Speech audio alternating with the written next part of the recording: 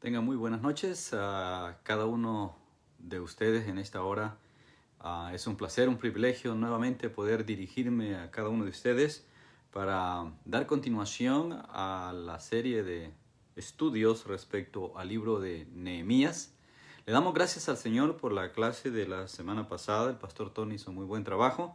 Y estamos aquí para continuar hoy día con el capítulo 9, el que nos corresponde.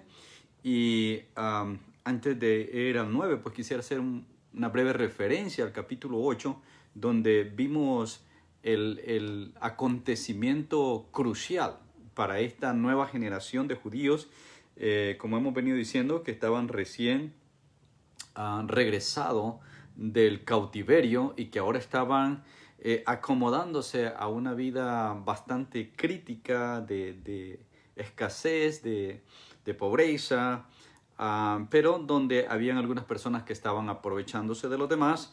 Y entonces Nehemías viene y marca la diferencia. Y entonces en este momento crucial que encontramos en el capítulo 8, lo que lo hace importante o crucial es el descubrimiento de la escritura. O sea, cómo ellos encuentran el rollo, lo que Dios había dado al pueblo y donde ven las instrucciones de cómo Dios les había mandado que deberían de hacerse las cosas. Y esto es lo importante. Ahora, esto nos lleva al capítulo 9 como una secuencia, una continuación del capítulo 8, porque si vemos en los primeros versos, damos lectura a los primeros 3 versos, dice: el día 24 del mismo mes se reunieron los hijos de Israel en ayuno y con cilicio y tierra sobre sí. O sea, este mismo mes es el mes séptimo, ¿verdad? El mes séptimo, según el verso 2 del capítulo 8, es en el mes séptimo, en el primer día, y usted lo puede leer en el 8.2, en el primer día del mes séptimo es cuando descubren los libros, es cuando Esdras encuentra los rollos y entonces se da a conocer. Entonces no es casual, o sea, en el reino de Dios no existen las casualidades. Dios hace todo con un propósito.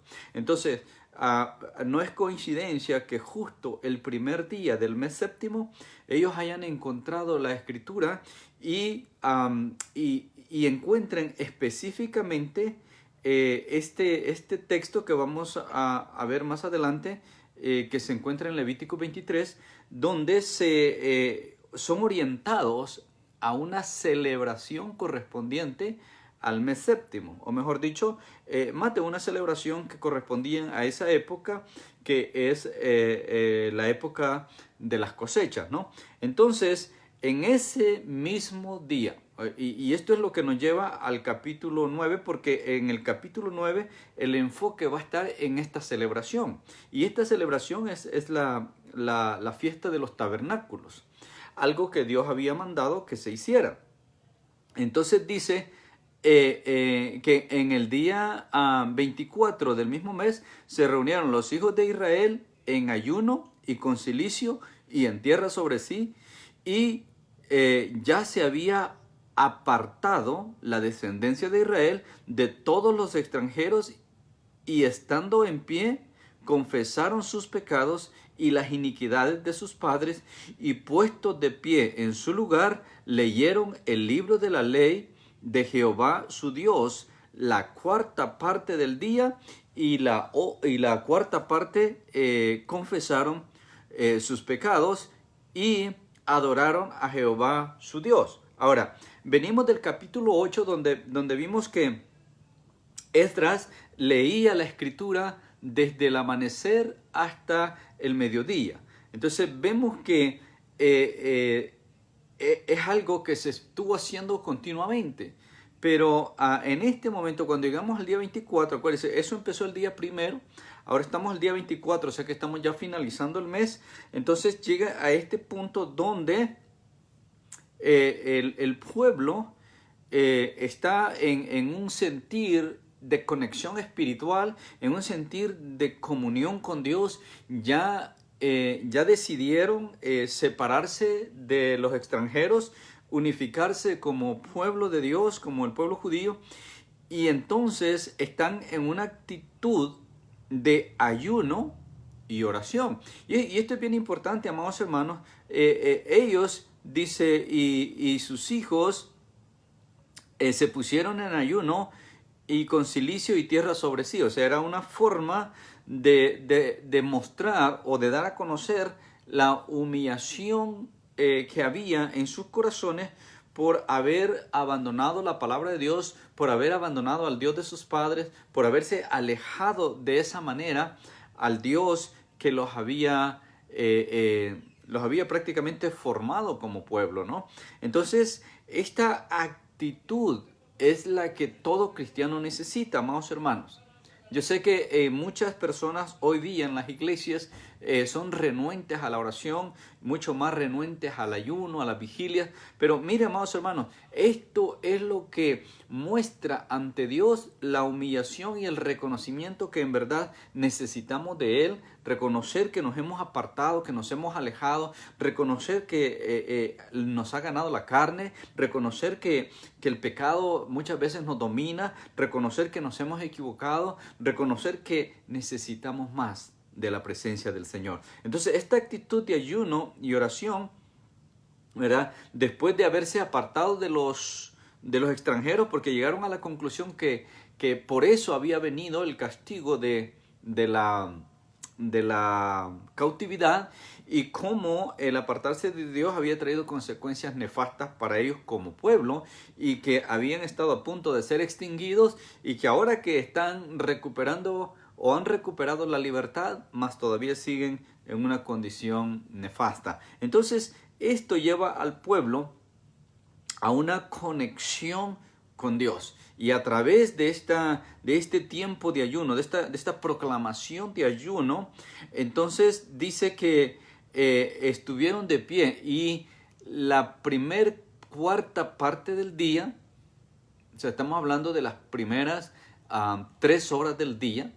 Si partimos el día en 12 horas, el día judío de 6 de la mañana a 6 de la tarde, entonces vemos que de 6 a 9 estuvieron, según el verso 3, dice la cuarta parte del día, ¿okay? Estuvieron leyendo el libro de la ley. O sea, lo mismo que había venido haciendo todos los días, desde las 6 de la mañana hasta las 12 del día. O sea, todos los días se había estado haciendo eso. Entonces, en este día dice que las primeras 3 horas las dedicaron a leer la palabra, y la segunda parte, o sea, partieron el tiempo que venían haciendo, lo partieron en 2, y la segunda parte la dedicaron a confesar sus pecados. Y hermano, aquí hay algo poderoso para la iglesia. Dios nos dice a nosotros, la iglesia, ya no al pueblo judío, sino a nosotros, la iglesia. Dios nos dice por medio de Santiago que cuando nosotros confesamos nuestro pecado, recibimos el perdón de Dios. Cuando le confesamos ante Dios, y cuando lo confesamos ante los hombres, o sea, ante el ofendido, somos sanados de nuestro interior. Entonces, si bien es cierto, a través del apóstol Juan, Dios nos exhorta a confesar nuestro pecado, y entonces dice que Él, que es grande en misericordia, no solamente nos va a perdonar, sino que también nos va a limpiar de toda nuestra maldad. Primera de Juan 1:9. Entonces, esto es para la iglesia, esto ya no es para Israel. Esto es para ti y para mí, hermano, ¿verdad? La confesión tiene un poder espectacular, tiene un poder maravilloso ante los ojos de Dios. ¿Por qué? Porque es el momento cuando nosotros reconocemos nuestra falta, reconocemos nuestro error. Entonces, como dice Santiago, tanto poder tiene delante de Dios, cuando yo vengo delante de Dios a confesar mi pecado, como también cuando vengo delante de mi hermano a reconocer mi falta, hermano. Entonces, por un lado consigo el perdón y la limpieza de mi maldad, y por el otro lado consigo la sanidad interior que tanta falta nos hace. que por eso es que hay mucha gente que vive amargada, vive resentida, vive con raíces de amargura, porque no han sanado en su interior, ¿verdad? Entonces, la segunda parte la dedicaron a confesar sus pecados, y todo esto, amados hermanos, sigue fortaleciendo la conexión del pueblo con Dios. Entonces, están, como digo, en el caso de Esdras, ¿verdad? Se había ocupado en el templo, pero ahora que Nehemías está ocupado en el pueblo, es cuando la verdadera restauración va a llegar. Porque, mire, mucha gente, y por ejemplo en México es bien común esto, la gente se enfoca más en el templo, o sea, la gente se preocupa por tener un templo. Y digo porque hemos plantado iglesias en México. Entonces, el enfoque está en el templo. Que tengamos un templo grande, un templo bonito. Pero el templo no es nada sin la iglesia. Y la iglesia somos nosotros, el pueblo de Dios. Entonces, los que necesitamos estar en estrecha comunión con Dios somos nosotros. Y cuando nosotros tenemos esa comunión estrecha con nuestro Dios, entonces es que el templo toma valor, ¿verdad? Porque el templo se convierte en el lugar mediante el cual Dios manifiesta su poder y su gloria. De lo contrario, va a ser un edificio más, un lugar más, ¿verdad? Pero esto es lo que la iglesia hoy día debe y necesita entender, ¿ok? Entonces, vemos que conforme venían leyendo lo que la palabra de Dios decía, ellos estaban tratando de ajustarse, de poner en práctica la palabra. Y esto, amados hermanos, es un llamado para nosotros, la iglesia. Cuando escuchamos la palabra, debemos de poner nuestro empeño, nuestro esfuerzo en vivir la palabra. Que, como dice Santiago, no nos conformemos solo con oírla, sino que nos esforcemos en vivirla, ¿ok? Entonces, vemos en los siguientes versos, vamos a leer 4 y 5, dice: luego se levantaron sobre la grada de los levitas Jesúa, Bani, Cadmiel, Sebanías, Buni, Serabías, Bani y Genaní, y clamaron en voz alta a Jehová su Dios. Ahora, fíjese que venimos de los primeros versos hablando de la lectura de la palabra, del ayuno, de la oración, de que se cubrieron con cilicio y con tierra. Y entonces ahora viene el momento de elevar un clamor. Ahora, quiero detenerme aquí, amados hermanos, porque nosotros hemos venido los viernes, y los que han estado los viernes saben lo que estoy hablando. Esto se está poniendo bueno cada viernes, ¿no? Estamos dejando un tiempo para clamor, y es un tiempo donde cada uno podemos hacer exactamente esto. Si usted todavía tenía sus dudas en cuanto hablábamos de clamor el día viernes, bueno, esto es un clamor. Entonces dice que estos elevaron su clamor a Dios. Es lo que dice el verso 4, ¿no? Entonces nos da una lista de personas que clamaron en voz alta a Jehová su Dios. Ahora, muchas veces, hermanos, yo sé que muchas veces algunas personas están en contra del clamor porque a veces se genera como un bullicio. Siempre habrán personas que se les va el tono de la voz y terminan gritando. Entonces, lo que tenemos que cuidar es, no necesitamos gritar, pero sí expresar con todo nuestro ser, con todo nuestro sentir, lo que hay en nuestro corazón. Ese es un clamor. Ahora, cuando nosotros cuidamos, amados hermanos, de mantener el orden, estamos bien. O sea, porque está escrito que todo debe de hacerse decentemente y en orden. Entonces, mientras no perdamos el orden, mientras no perdamos esa comunión, esa comunicación con Dios, y estemos enlazados, estemos conectados con Dios, lo vamos a seguir haciendo, y Dios va a respaldar. Y esto es lo que hemos visto los viernes, cómo Dios está respaldando lo que estamos haciendo como iglesia. Entonces, toda la gloria se la damos a Él. Bendito sea su nombre, ¿no? Y entonces dijeron los levitas, Jesúa, Camiel, Bani y todos los demás que se unieron en clamor, dice, bendecid, o sea, el llamado es: levantaos, bendecid a Jehová, estoy en el verso 5, levántense y bendigan a Jehová vuestro Dios desde la eternidad hasta la eternidad, y bendígase el nombre tuyo glorioso y alto sobre toda bendición y alabanza. ¿Ok? Entonces, estos se levantan, elevan un clamor a Dios, o sea, se dirigen a Dios con todo su corazón, le expresan a Dios lo que ellos sienten, y entonces ahora invitan al pueblo. Invitan al pueblo y dicen, levántense y busquemos su presencia. Hay que bendecir su nombre, hay que entender que Él es nuestro Dios, que Jehová es nuestro Dios desde la eternidad y va a ser nuestro Dios por toda la eternidad. Por lo tanto, hay que bendecir su glorioso nombre. ¡Wow!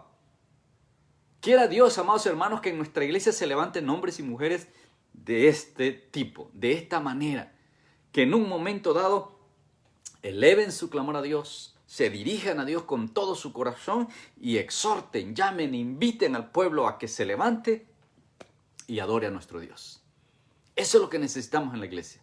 Estamos clamando cada viernes por un avivamiento, por un despertar espiritual, porque tenemos, hermanos, que levantarnos en el poder del Espíritu Santo. Tenemos nosotros que tomar mano de lo que Dios ya nos ha dado y seguir avanzando en el propósito que Él tiene con nosotros, como personas, como familia, como iglesia, ¿verdad? Dios tiene un plan, Dios tiene un propósito, pero somos nosotros los que vamos a impulsar o vamos a detener el cumplimiento de ese propósito. Dios quiere, Dios a la verdad quiere, el Espíritu a la verdad está dispuesto, pero muchas veces la debilidad carnal nos termina ganando, ¿no? Entonces, vamos a seguir leyendo, ¿verdad? Luego dice en el verso 6, leemos en el verso 6, tú solo eres Jehová.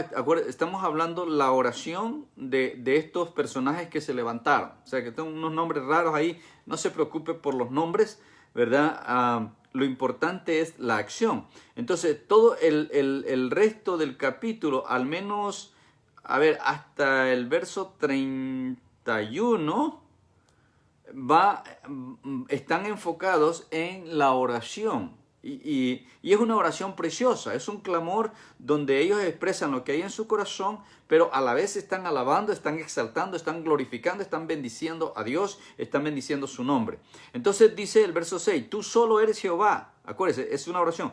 Tú solo eres Jehová, tú hiciste los cielos y los cielos de los cielos, con todo su ejército, la tierra y todo lo que está en ella, los mares y todo lo que hay en ellos, y tú vivificas todas estas cosas, y los ejércitos de los cielos te adoran. Verso 7, tú eres, oh Jehová, el Dios que recogiste a Abraham y lo sacaste de Ur de los Caldeos y le pusiste el nombre de Abraham. Y hallaste fiel su corazón delante de ti e hiciste pacto con él para darle la tierra de los cananeos, de los heteos, de los amorreos, de los ferceseos, de los jebuseos y de todos los feos. Dios hizo todo esto y ahora ellos lo encontraron en la Escritura y ahora ellos lo pueden expresar abiertamente porque de alguna manera unos de ellos quizás habían escuchado la historia o quizás ya se había perdido porque vemos que esta generación ya había perdido la costumbre de enseñarle a los hijos y a los hijos de sus hijos las palabras que habían recibido de su Dios conforme a su mandato. Si usted se recuerda, lo último que vemos de la cautividad es el tiempo de Daniel. Este joven Daniel, que era un siervo de Dios, que estaba íntimamente relacionado con Dios, sus 3 amigos que ocuparon una posición importante en el reino, pero después de Daniel no sabemos nada hasta el final, cuando aparece Esdras, cuando aparece Zorobabel, y ahora que estamos hablando de Nehemías después de ellos. Entonces, en su clamor, en su oración, ellos están proclamando, están anunciando y el pueblo está escuchando. Y si usted ve, vamos a seguir leyendo, usted se va a dar cuenta que lo que están haciendo es un recuento, como vimos ahí, desde el llamamiento de Abraham hasta el momento que están viviendo hoy. Es como contarle la historia al pueblo. Es como dirigirse a Dios reconociendo todo lo que Dios hizo desde que llamó a Abraham hasta ese justo momento que se encuentran en el proceso de restauración del pueblo de Jerusalén, de los muros y de, sobre todo de su relación con Dios, que es lo más importante, ¿verdad? Muchas veces nuestra relación con Dios está deteriorada y nosotros aparentamos estar bien, lucimos estar bien, pero si nuestra relación con Dios está quebrantada, entonces no estamos en nada, ¿ok? Entonces vamos a seguir leyendo, nos quedamos en el verso 8 me parece. Verso 9 dice: y miraste la aflicción de nuestros padres en Egipto y oíste el clamor de ellos en el Mar Rojo. Ya nosotros hemos leído esto y si usted no lo ha leído, pues váyase al libro de Éxodo. Ahí está todo esto, ¿verdad? Entonces dice, escuchaste el clamor de ellos en el Mar Rojo. Ya sabemos que el mar se abrió e hiciste señales y maravillas contra el faraón, contra todos sus siervos y contra todo el pueblo de su tierra, porque sabías que habían procedido con soberbia contra ellos y te hiciste nombre grande como en este día. Mire la comparación. Y esto es lo hermoso de esta oración. Está comparando el día glorioso cuando Dios los rescata de Egipto, cuando Dios les abre el mar, cuando Dios les detiene las aguas del Jordán, cuando Dios les hace llover pan, con este momento glorioso donde están siendo restaurados como pueblo, donde están siendo reunidos como nación, donde están siendo limpios de toda su inmundicia, de toda su iniquidad y sobre todo están reconectándose con su Dios, Jehová de los ejércitos. Bendito sea su nombre. Amén. Entonces, hiciste señales y maravillas, dice, contra Faraón, contra todos sus siervos, estoy leyendo el verso 10, y contra todo el pueblo de su tierra, porque sabías que habían procedido con soberbia contra ellos y te hiciste nombre grande como en este día. ¿Okay? Luego dice el verso 11, dividiste el mar delante de ellos y pasaron por medio de él en seco, y a sus perseguidores echaste en las profundidades como una piedra en las profundas aguas. O sea, este fue el final de los egipcios, ya lo sabemos. Luego dice el verso 12, con columna de nube los guiaste de día y con columna de fuego de noche para alumbrarles el camino por donde habían de ir. Y sobre el monte Sinaí descendiste y hablaste con ellos desde el cielo y les diste juicios rectos, leyes verdaderas y estatutos y mandamientos buenos, y les ordenaste el día de reposo santo para ti, y por mano de Moisés tu siervo les prescribiste mandamientos, estatutos y la ley. Ahora, mire qué interesante. Acuérdese, esto es un clamor, es una oración. El pueblo está delante de ellos, está escuchando, está trayendo a la mente o están retomando la historia de cómo ellos han llegado hasta ahí donde están. Ahora, esto es el propósito de Dios y por eso es que Dios, de acuerdo al capítulo 8, los condujo a encontrar los rollos, a encontrar la palabra. Amados hermanos, Dios nos dirige a través de su santa palabra. La Biblia es el manual de vida. Si tú vives conforme a los principios, a los mandamientos, a las leyes y estatutos que están escritos en la Biblia, tú vas a disfrutar cada día de tu vida. Lo vas a poder vivir a plenitud. De lo contrario, vas a estar siempre en afán, en preocupación, en problemas. Así que mi consejo es, agarra la palabra de Dios, búscala, si quizás la tienes perdida, búscala como lo hicieron ellos y al encontrarla empieza a leerla. Pero no te conformes solo con leerla, sino esfuérzate en ponerla en práctica, en vivirla. Eso es lo que Dios anhela. Vamos al verso 15. Sigue la oración. Les diste pan del cielo en su hambre y en su sed les sacaste agua de la peña y les dijiste que entrasen a poseer la tierra por la cual alzaste tu mano y juraste que se las darías. Si usted ha leído Éxodos o el mismo libro de Josué, usted entiende mejor esto, y si no lo ha hecho, vaya y hágalo. Léase el libro de Éxodo, léase el libro de Josué y usted le va a encontrar mejor sentido a esto, que solamente es un recuento, es un recordatorio, es algo que Dios está trayendo a la memoria de ellos para que se ubiquen cuál es la condición y cuál es la posición de ellos delante de su Dios. Dice el verso 16, mas ellos y nuestros padres fueron soberbios y endurecieron su cerviz y no escucharon tus mandamientos. No quisieron oír ni se acordaron de tus maravillas que habías hecho con ellos.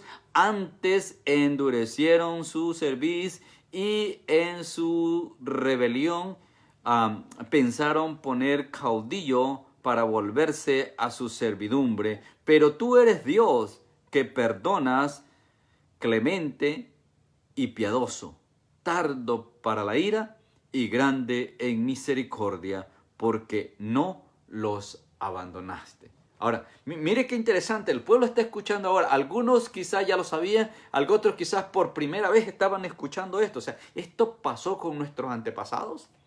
Esto sucedió con nuestros tatarabuelos, con nuestros progenitores, con la gente de la cual nosotros descendemos. Este es el trato que Dios tuvo, y en su misericordia, a pesar de su rebelión, a pesar de su duro corazón, Dios no los abandonó. Y este, amados hermanos, es el Dios al que nosotros le servimos. Este es el Dios que nosotros predicamos. Este Dios de amor, de misericordia, este Dios clemente, este Dios tardo para la ira, es al que nosotros le servimos.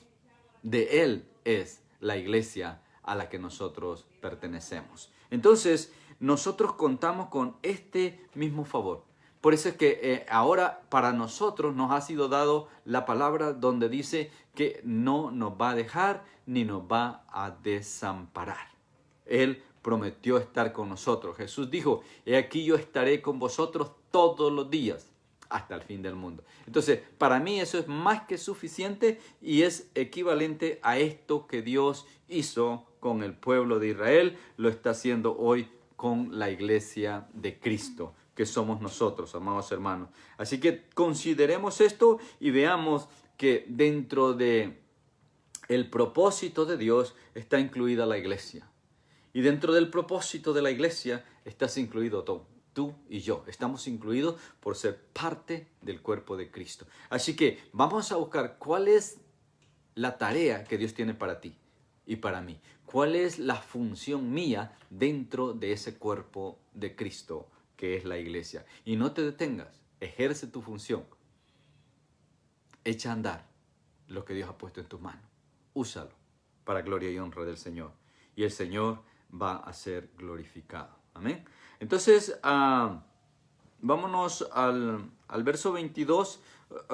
Si usted sigue leyendo de allí en adelante, vemos que lo que está haciendo es recordando, o sea, haciendo un recuento, es la palabra, de lo acontecido. Entonces, cuando llegamos al verso 22, o sea, nos saltamos unos versos, usted léalos, por favor.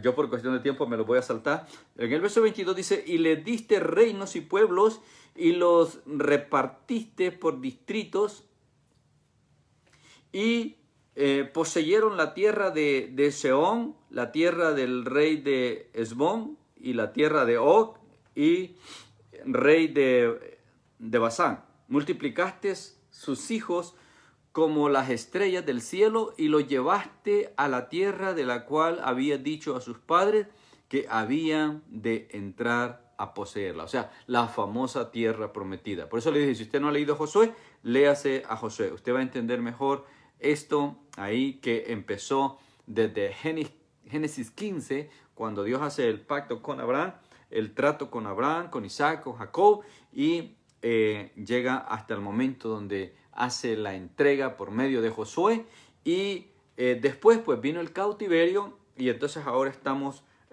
retornando del cautiverio. Por eso es que encontramos al salmista diciendo, cuando el Señor haga volver la cautividad de Sión, seremos como los que sueñan. Yo escuché a alguien decir, pero ¿cómo? Porque hay un canto, ¿no?, que dice, cuando el Señor hiciera volver la cautividad. Entonces dice, no, yo no me atrevo a cantar eso, dijo alguien. ¿Cómo es que voy a gozarme porque vuelva la cautividad? Pero el problema es que está malinterpretando el texto. O sea, el texto no está diciendo que regrese o que regrese al pueblo a estar cautivo, sino lo que está diciendo el texto, de acuerdo al contexto, es que cuando el pueblo regrese a Jerusalén de su cautividad, cuando Jerusalén sea libre de la cautividad. Es lo que está diciendo el texto. Pero bueno, yo espero que usted lo entienda de esa manera y vea que el salmista se refiere a eso. Y por eso es que él en alabanza dice, cuando el Señor haga volver la cautividad de Sión, seremos como los que sueñan, nuestra boca se llenará de risa y nuestros labios de alabanza. Y entonces estaremos alegres. Bueno, esto aplica también para la iglesia. El día que el Señor venga por nosotros, cuando suene la trompeta de risa y nuestros labios con alabanza, exaltaremos al que vive y reina por los siglos de los siglos. Amén. Bien, vamos a seguir. Estamos en el verso 22, ¿no? Luego dice el verso 23. En el 23 leemos, multiplicaste a sus hijos, ¿no? Bueno, ese lo leímos, perdón. Vamos al 24. Dice, y los hijos vinieron y poseyeron la tierra y humillaste delante de ellos a los moradores del país, a los cananeos, a los cuales entregaste en sus manos, y a sus reyes y los pueblos de la tierra, para que hiciesen de ellos como quisieran. Y tomaron ciudades fortificadas y tierra fértil, y heredaron casas llenas de todo bien, cisternas hechas, viñas, olivares y muchos árboles frutales comieron, se saciaron y se deleitaron en gran bondad. O sea, esto es la entrada a la tierra prometida. Ahora, no se olvide, cada vez que hablamos de la tierra prometida para Israel, para nosotros la iglesia es la Nueva Jerusalén. ¿Okay? La Jerusalén terrenal es para los judíos, la Jerusalén celestial es para la iglesia. Entonces, todo lo que Dios trató con Israel es sombra de lo que iba a suceder con nosotros, la iglesia. ¿Okay? Entonces, vemos que Dios les entregó todo esto, así como nos entregará a nosotros el reino. O sea, el día que entremos a su reino por medio del arrebatamiento de la iglesia, ¿no?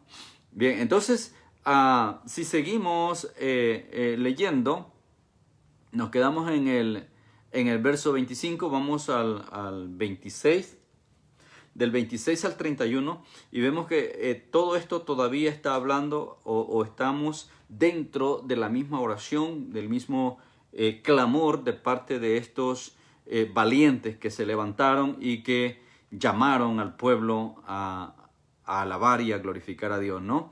Entonces, lo interesante del verso 26 en adelante es que a pesar de todo lo que Dios hizo, el pueblo siguió en rebeldía, ¿verdad? Que es lo que lamentablemente sucede en nuestras vidas. Experimentamos las bondades de Dios, recibimos los favores de Dios y después en nuestro duro corazón nos olvidamos y nos apartamos de Dios, nos alejamos de Dios. Ahora, y si no, mire personas que han estado en la cárcel, que después que salieron de la cárcel se olvidaron de Dios. Allá en la cárcel le hicieron 1000 promesas y tuvieron una estrecha comunión con Dios, pero después que salieron de la cárcel se apagó el fuego, ni siquiera se congregan. Ahora, lo mismo con las personas que padecen una enfermedad por varios años o por un tiempo prolongado. Mientras están en el lecho de la muerte, mientras están amenazados por la enfermedad, establecen una buena relación con Dios, hacen compromisos, hacen promesas y dicen y prometen hacer muchas cosas. Pero cuando Dios los levanta y se sanan, luego se olvidan. Entonces, en Israel vemos suceder esto como un ciclo repetitivo. De hecho, hay uno de los profetas que lo dice, Dios los restauraba y se volvían a Él. Y cuando ya estaban en comunión con Él, otra vez se volvían al pecado. Pecaban. Dios los perdonaba, los llamaba, los restauraba, estaban un tiempo en comunión y después otra vez caían. Ahora, usted conoce hermanos que son así, ¿no? Que están un tiempo en la iglesia, después se pierden, después aparecen, después se vuelven a perder, después aparecen y se vuelven a perder y entran en un ciclo repetitivo exactamente como el pueblo de Israel. Lamentablemente, hoy día lo vemos dentro de las iglesias. Espero que usted que me está viendo o me está escuchando en este momento no sea una de esas personas, que usted esté firme en lo que ha creído, usted sepa en quién ha creído y usted avance conforme al propósito que Dios tiene para usted en su vida. No se olvide, Dios trata con cada uno de diferentes maneras. Dios tiene un plan para usted, Dios tiene un plan para mí. Quizá no sea el mismo, pero eso no quiere decir que Dios no tenga un plan para usted. ¿Ok? Entonces vamos a continuar. Llegamos al verso 26, ¿no? Pero te provocaron a ira y se rebelaron contra ti y echaron tu ley tras sus espaldas y mataron a tus profetas que protestaban contra ellos para convertirlos a ti e hicieron grandes abominaciones. Estoy en el verso 26. Entonces los entregaste en mano de sus enemigos, los cuales los afligieron. Pero en tiempo de su tribulación clamaron a ti. Y tú desde los cielos oíste, y según tu grande misericordia les enviaste libertadores para que los salvase de mano de sus enemigos. Pero una vez que tenían paz, volvían a hacer lo malo delante de ti, por lo cual los abandonaste en mano de sus enemigos que los dominaron, pero volvían y clamaban otra vez a ti, y tú desde los cielos los oías, y según tus misericordias muchas veces los libraste. Los amonestaste a que se volviesen a tu ley, mas ellos se llenaron de soberbia y no oyeron tus mandamientos, sino que pecaron contra tus juicios, los cuales si el hombre hiciere, en ellos vivirá. Se rebelaron, endureciendo su cerviz y no escucharon. Les soportaste por muchos años y les testificaste con tu espíritu por medio de los profetas, pero no escucharon, por lo cual los entregaste en manos de los pueblos de la tierra. ¿Okay? Entonces ahora algunos, quizás los más jóvenes, están entendiendo el por qué habían padecido los 70 años de cautiverio. Ahora, al escuchar esto, se dan cuenta, esta es la razón por la que estamos como estamos. Y ahora, esto es lo hermoso que la palabra de Dios hace, amados hermanos. Por eso es que el escritor de Hebreos dice que es como una espada de doble filo, que penetra hasta partir el alma. Por eso es que nosotros tenemos que evocarnos a la palabra, tenemos que buscar el consejo de Dios, buscar qué es lo que Dios nos da a través de su palabra, cuáles son las instrucciones que Dios nos está dando, ¿no? Entonces, Dios en su paciencia, en su amor, en su misericordia, les soportaba, los perdonaba, los levantaba y otra vez volvían y caían en lo mismo. Pero dice el 31, por tus muchas misericordias no los consumiste ni los desamparaste, porque eres Dios clemente y misericordioso. Bendito sea su nombre. Esa es la razón, iglesia, por la que nosotros también no hemos sido consumidos. Porque mire cuántas faltas, cuántos errores, cuánto pecado, cuánta maldad ha entrado a la iglesia. Pero la razón por la que no hemos sido consumidos, la razón por la que no hemos sido arrasados, es porque nuestro Dios es un Dios clemente, es un Dios de amor, es un Dios de misericordia y es un Dios de bondad. Simplemente por eso. Así que le damos gloria al Señor por eso y mantengámonos firmes, hermanos, avanzando en lo que Dios tiene para nosotros. Entonces, ahora terminando la oración. Ahora pues, dice el verso 32. Ahora pues, Dios nuestro, Dios grande, fuerte, temible, que guardas el pacto y las misericordias, no sea tenido en poco delante de ti todo el sufrimiento que ha alcanzado a nuestros reyes, a nuestros príncipes, a nuestros sacerdotes, a nuestros profetas, a nuestros padres y a todo tu pueblo desde los días de los reyes de Asiria hasta este día. Estamos en el séptimo mes, estamos en el tiempo de las cosechas. ¿Okay? Entonces vemos que la oración termina, después de hacer el recuento desde Abraham, termina llevándonos hasta ese preciso momento cuando Esdras ha leído delante de ellos. Ellos se han parado porque lo sintieron en su corazón, clamaron a Dios, alabaron, glorificaron a Dios, exhortaron al pueblo y ahora terminan diciendo: hasta este día, Señor, queremos pedirte que seas con nosotros, porque tú eres nuestro Dios, ¿verdad?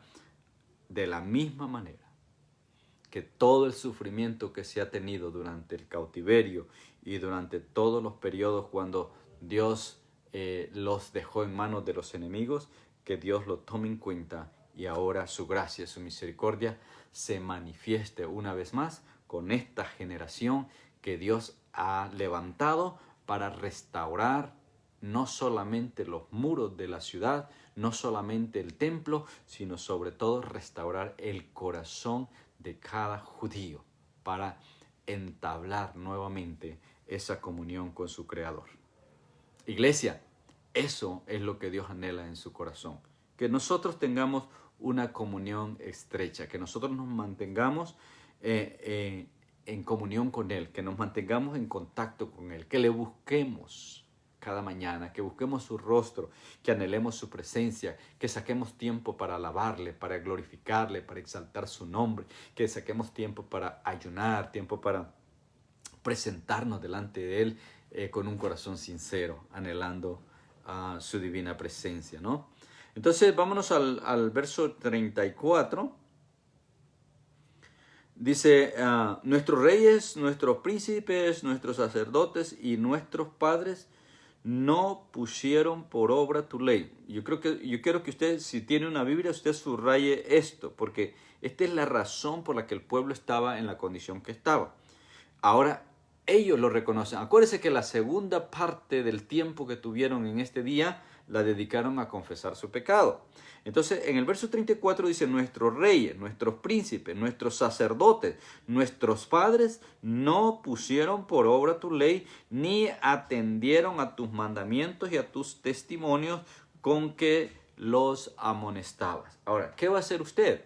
Usted va a prestar atención, usted va a poner atención a la palabra, usted se va a esforzar en vivir la palabra. Bueno, es responsabilidad suya cada vez que usted escucha la palabra. Y luego dice el 35, ellos en su reino y en tu mucho bien que les diste, y en la tierra espaciosa y fértil que entregaste delante de ellos, no te sirvieron ni se convirtieron de sus malas obras.